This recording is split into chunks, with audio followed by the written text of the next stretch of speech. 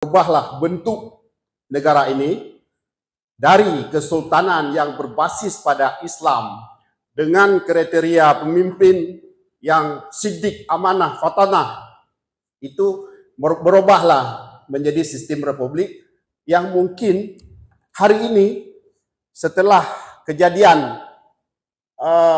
pemilu baru-baru ini yang banyak disinyalir sebagai bentuk nepotisme dan kegagalan dari sebuah demokrasi yang ingin kita bangun di Indonesia ini, di Republik ini, mungkin kita perlu memikir ulang nih. Saya ingin katakan bahwa apa yang dipikirkan oleh para intelek di Aceh khususnya ini, seperti disitir oleh Pak Muklis tadi, bahwa ingin mengamankan, tidak mau terganggu. Nah, ini berbeda dengan apa yang dipikirkan oleh masyarakat atau di akar rumput.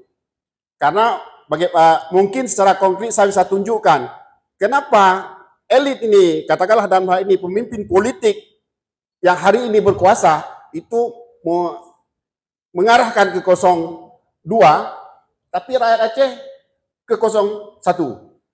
Ini sebenarnya kan dari sini kita bisa melihat apa yang diinginkan oleh masyarakat Aceh ini, atau juga apakah visi misi pendidikan yang ada di Aceh ini telah keliru, atau telah bergeser, atau telah berubah, sehingga ini tidak nyambung antara generasi lalu dengan generasi yang akan datang. Di mana kesalahan-kesalahan ini?